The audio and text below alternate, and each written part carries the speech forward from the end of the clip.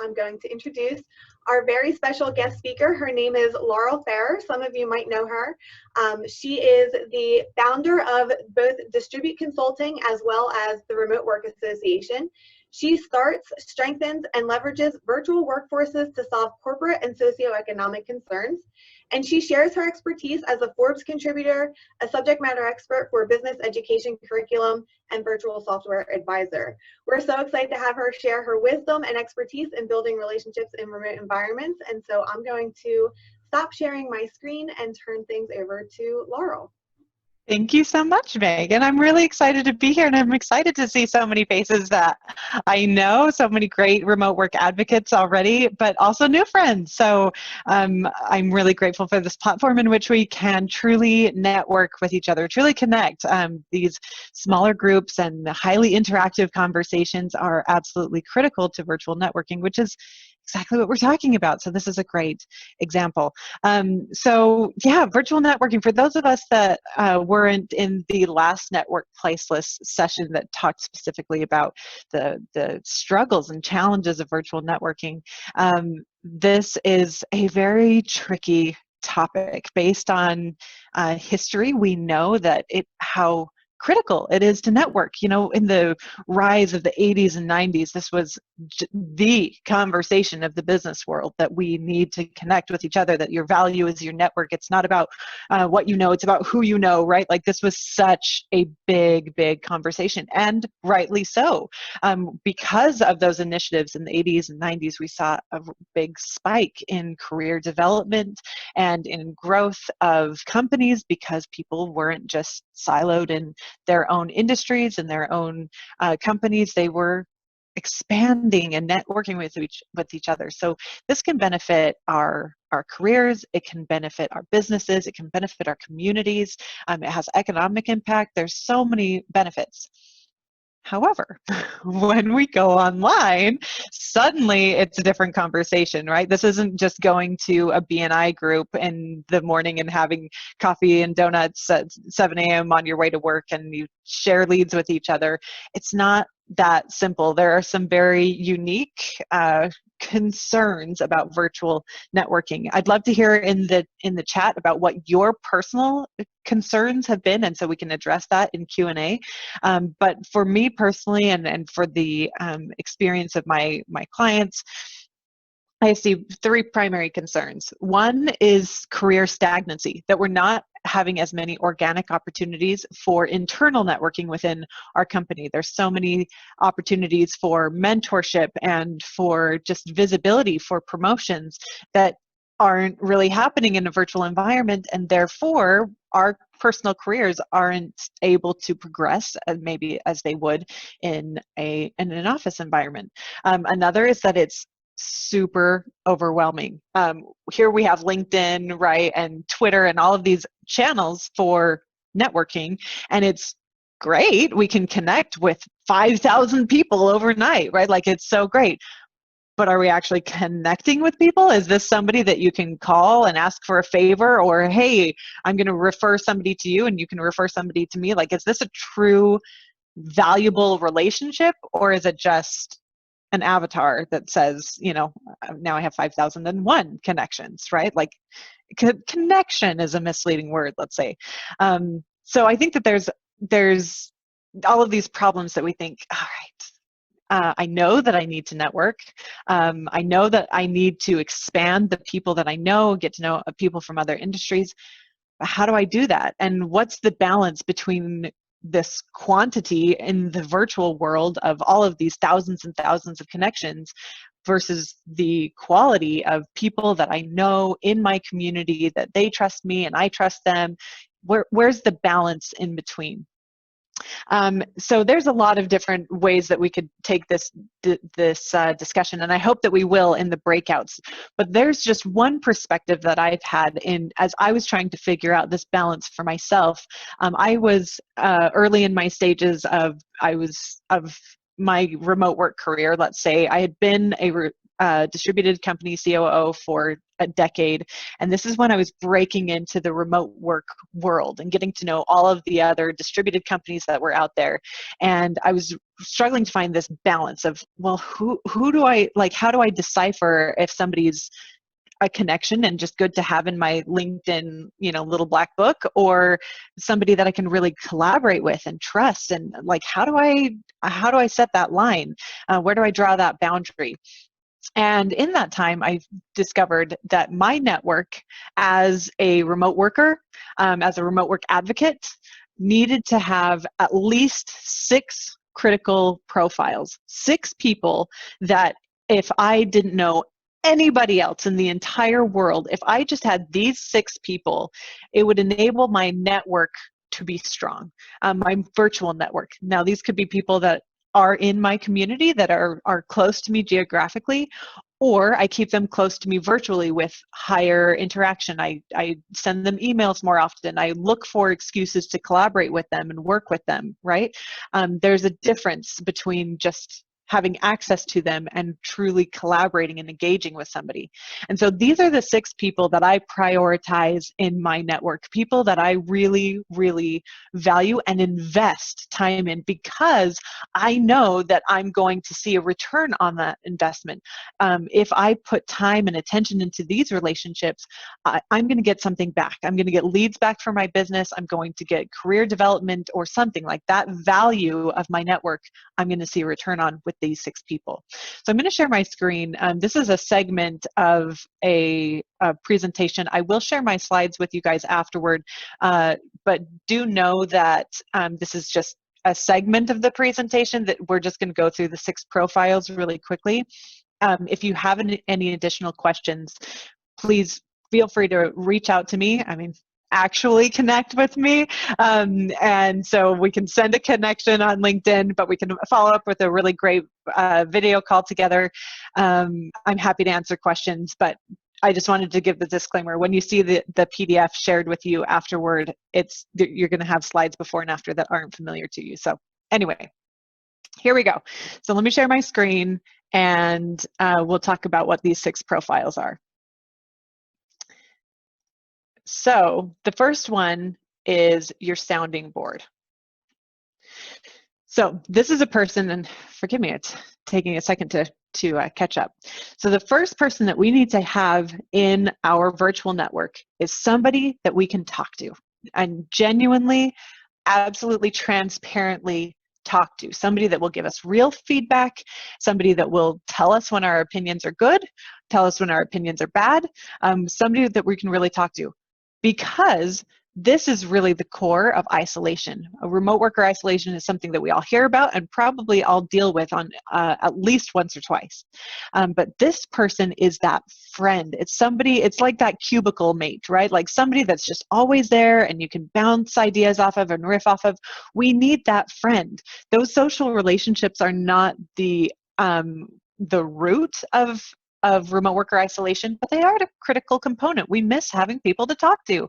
And so if we have somebody in our virtual network that is not going to be sitting 6 feet away from us, but they're as accessible as if they were, somebody that we can always just send a quick Slack message to, or somebody that we can text, have a very open, accessible, casual relationship with, that is going to make us feel so wonderful and remembered. Somebody that understands what we're going through and just is that coworker buddy. So this is the first one that we need. It's just that friend, that sounding board, and not just a friend. So if you need a personal friend, somebody that's going to tell you that all of your ideas are wonderful, that's a different type of friend, right? This is a coworker friend. This is a professional relationship. And their perspective is supposed to be getting you, helping your career development. So they're going to tell you when your ideas are bad too. That's a critical difference between social friend and professional friend. All right, next one is your mentor. Now, your friend, your sounding board, and your mentor should not be the same person. Your sounding board is somebody that's a peer with you. They are right at your level. A mentor is going to be somebody that can give you the perspective of, this is what I wish I had known when I was in your when I was in your position, in your phase of life or your phase of your career. They're going to be pushing you and leading you to a higher level in your career. So they can help introduce you to other influential or valuable network members. They can help you keep yourself out of your own head and really help you look at the big picture and remember that every day isn't quite as stressful as you think it is. They're going to give you warnings about, again, what they wish they had known. Hey, don't make the same mistakes that I did. This is very much a leadership figure in your career. The next one is your double checker. Excuse me. This is somebody that, frankly, you can hire as a freelancer or a virtual assistant, or you can have a friend that you have this relationship with and you say, hey, I'll double check your work and you double check mine. But in a virtual world, we are what we type and we are what we show. Whatever we appear to be on a screen is the only channel through which we can convey professionalism and credibility and our personal brands, our professional brands. This is how we build relationships. And so whenever we have something that maybe doesn't look as good as it should, or we have frequent typos or something like that, it really wears on the trust that our clients and our potential clients have with us. And so it's absolutely essential that we have somebody that we can go to that's going to double check our work and help us look as good as we possibly can and level up ourselves. Like, this is personal upskilling, right? But without any judgment. So they're going to give you sincere feedback and saying, you know, I would suggest that you do this, or be careful of this, or something like that. They're going to give you very, very constructive feedback, not necessarily on you as a person like your mentor would, but on your work, on your deliverables, on your output. They're going to help your work be the best that it can be. The next one is your techie. Now, this one is representative because some people don't struggle with tech at all. And so they're like, well, I don't need a techie. I am a techie. So consider your techie a symbol. I wrote techie because I am not a techie and I need a techie. So this was my tech was filled the gap that I could not fill for myself. And so your techie might be somebody like graphic design, or on verbal presentations, or on written communication, or on software development, or whatever. Like, there could be any number of things that you are really just not good at. And when you're trying to do everything all by yourself in a location-independent work environment, it can be extremely overwhelming. And so this was a source of intense stress for me when I was a new remote worker, that I didn't know how to troubleshoot stuff by myself. And so once I got a techie into my network and I could ask stupid questions, well, what they thought were stupid questions, but for me, they were really big questions. When I had that person that could turn my weakness into a strength or help me fill that gap, my career felt so much more manageable because I didn't have to worry all the time about things going wrong, or what do I do about this? They helped fill that void in my intellectual network. The next one is your competition. Now, this seems a little strange for a lot of people, that they think, wait a second, is this like the old adage of keep my enemies close? Yeah, that's exactly what it means. It means that we need to have a baseline to measure ourselves against. This happens all the time in a co-located environment. There's always that other person that was hired pretty close to the same time that you were, and you can watch how they're growing, how they're developing, and compare it to your own career. Maybe they're getting promoted much faster than you are, and you think, wait a second, that means, am I doing something wrong? Or it kind of identifies a red flag in your performance. Or maybe it's a friendly competition and they design something really well and you think, oh, dang, my content was better, but your design was better and the manager liked that better. So I'm going to design my next deliverable better, or something like that. They're going to push you. They're going to challenge you. When you are alone in your work environment, it's very easy to get very comfortable and very stagnant. Like, I'm by myself, and I just fall into the routine of producing the output, and that's the end of the day. So somebody that gets you out of your comfort zone and inspires you to progress both short term and long term is really critical.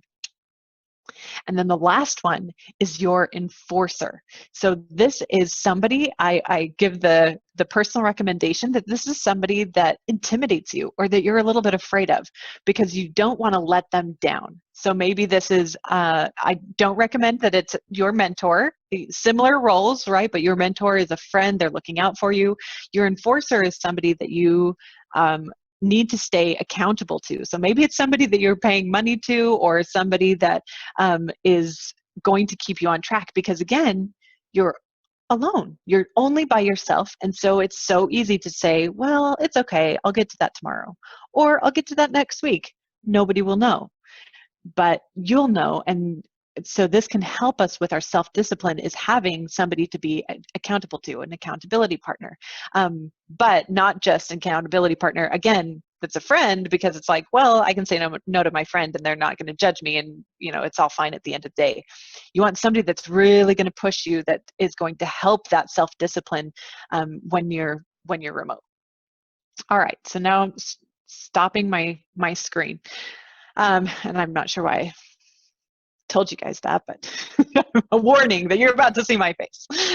Anyway, so those are the 6 people that I have found that are absolutely critical in my network. They push me, and they inspire me, and they help grow my business. They help grow my career. They help grow my ideas. This is everything that I need out of a professional network, but they just happen to be in a virtual environment. It's the same adage of remote work, right? Like, work is something that we do, not somewhere that we go. And our network is built up of people, not necessarily of social media platforms. So the more that we can really dive deep into our network and start investing in very specific people in a very strategic way, the more that we'll get out of our network and help build our businesses and our careers. I'd love to hear from you guys now. So this is, I'll turn the time over to you guys for Q&A. Megan, you'll probably jump in to help us facilitate, but I'd love to hear your questions, but I'd also love to hear your ideas. What are some profiles of people that you think are critical to your network? So we actually had some chats come through, and some questions that were added to the mural actually prior to our conversation. So I'll start with those. The first one is, I'm curious about what helps with being perceived as a remote leader beyond my title. This is a tricky conversation right now, because as of 3 weeks ago, everybody's a remote leader. So I think that it's very important to be able to put your money where your mouth is. And so you can tell, I'm not being very eloquent or articulate about this. Let me say it from this perspective. When I am trying to decipher, when I'm meeting somebody new and I'm trying to determine, are they a true remote work leader, or are they a COVID capitalizer, right? Who are they, and are they a true advocate? It really boils down, I don't even look at their LinkedIn profile. I don't look at their job titles or anything like that. It's about having a conversation. If they can talk to me about remote work at my level, that sounds vain, but like, if they can really get down to the meat and bones of remote work and talk about the benefits and talk about the problems of remote work, that's the key. If they can talk about the problems of remote work, then I know that they're real. And so that's what I would encourage you to do. And that's what I've made my virtual networking process to be, is if somebody looks like they could be of interest and of value to me, I jump on a video call with them. And all of you that I know in this room can attest to this, because I've done that with all of you. So I was waving like, yep, that was me. Yeah, that's what I do. And I say, let's talk about remote work. And then that's when I truly know. So that's what I would recommend in your virtual networking process is how can you facilitate that true opportunity to really get to know somebody on a human level. Right now, video calls are probably the best, easiest, most efficient way to do that. And then that gives you an opportunity to really share your true message and not just a blurb on your LinkedIn profile.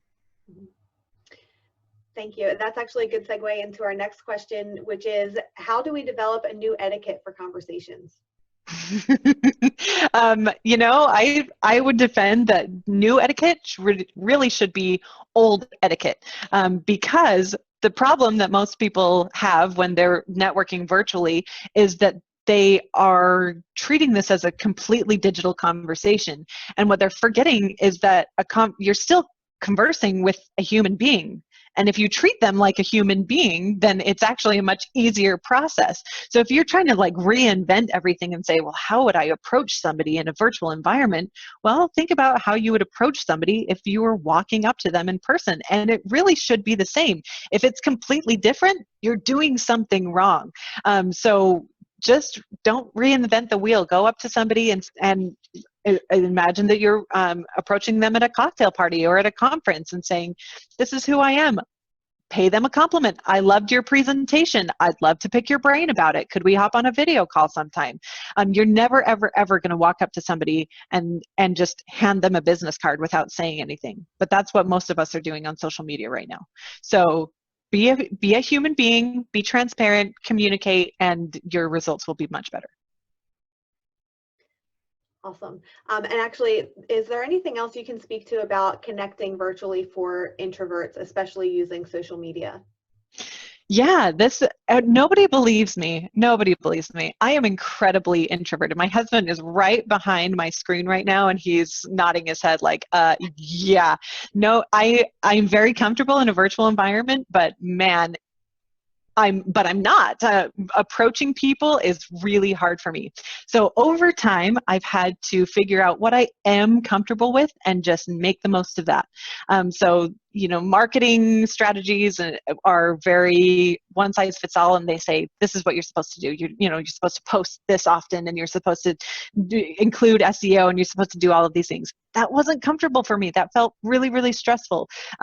But I'm happy to have a video call with somebody if it's about a deep, interesting topic. And so again, that's how I developed my own personal networking process. That's what I do. I research people. If it looks like we have something interesting to talk about, I connect with them like I would a human being and say, let's schedule a video call, because that one-on-one communication is really comfortable for me. So I think that my strategy there is not necessarily that you should do what I do, but you should do what's comfortable for you. Find out what you like and what you don't like, stay away from what you don't like, and really lean into what you do like and what you do feel comfortable with, and make the most out of it. If that's sending a video to somebody, do that. If it is having one-on-one conversations, schedule video calls. If it is just sending over a slide deck about yourself, then that's what you do, but do it the best that you can. Think about how you can be innovative and creative and create this really unusual, memorable slide deck, and that could be a winner for you. Awesome. And so how often do you recommend we get in touch with each type of person that you mentioned in your presentation?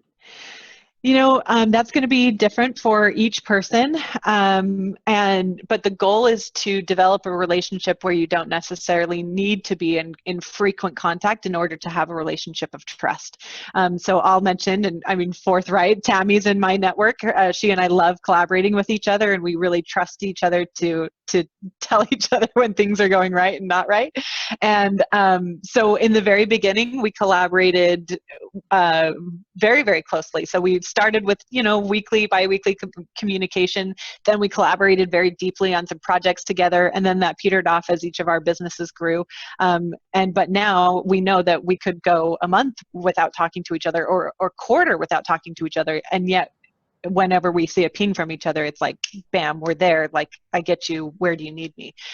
So I would recommend weekly at first.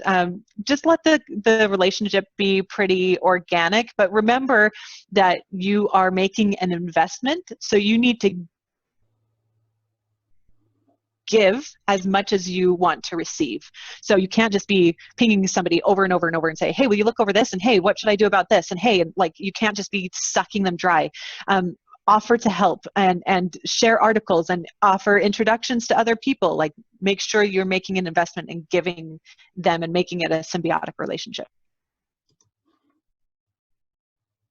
Perfect. Actually, my next question was in reference to that. So making sure that, how do you bring value to someone so that it doesn't always feel like you're using them for their skills or their expertise? Yeah, the golden rule still holds true. Again, we don't need to reinvent the wheel here. So if you want to get something out of your network, be the first one to give that to your network. So if you want to get leads and you want to be introduced to high-level people, start by giving that, and contact the people in your network and say, how can I help you? Are there any of my contacts that would be useful to you? Can we partner on a project together or something? Like, offer it, and then over time they'll understand that that's the relationship that you have, and they will reciprocate. And there are multiple connections that I have that we really don't see each other very often at events or video calls or anything, but we've established that relationship that we introduce people to each other. And that's been incredibly valuable for my business, that here's these high-level people that just drop in my inbox with no marketing whatsoever. So yeah, golden rule, if you want to get it, make sure you give it. Yeah, that's great. Thank you. I know that there's a lot happening in chat. I think that I've captured everyone's questions. Lots of other really great suggestions for resources and tools in here as well. So if you haven't skimmed over that, go ahead and do that. Any other final questions before we break out into our networking groups? Feel free to just take yourself off mute if you want to say something. Well, I just want to say out loud, Laurel, I just really appreciate the way that you modeled how to be someone receiving a connection request on LinkedIn, and being proactive about reaching out, for a video call. I'm very religious, so sorry for this, but I really feel like so often, the video calls that I've had while I've been building, the remote network that you're talking about, have really been like divine appointments. And I've gotten just the right message at the exact right time from people I did not know.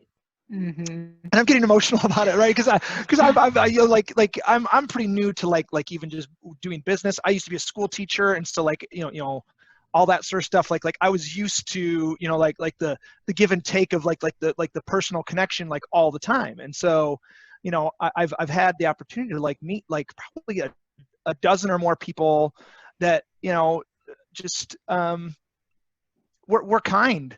It turns out people are great, even through the screen. So, I just want to say thank you for, your leadership and advocacy, and for Networkplaceless and Workplaceless and all the different people that have been out there, doing this thing, back when it wasn't what everyone was doing, and really, blazing the trail for how to do it well. And yeah, thank you. Yeah, well, you're going to make me blush. You're welcome. But I completely agree with that.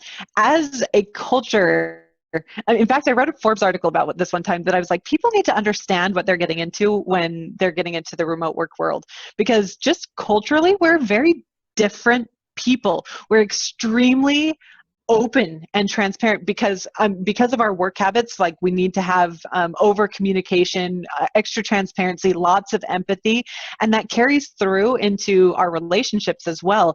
And so, yeah, I think it's really essential that our virtual networking processes reflect that we're here to help. Like, we're very open, and I think we saw that in droves when really coronavirus really hit its tipping point, that here we're as a culture, right, that we were just like, how can I help? Like, all of a sudden there was just this boom of articles and people offering free consulting, and it was a little bit capitalistic, but at the same time it was also like, yeah, this is our community.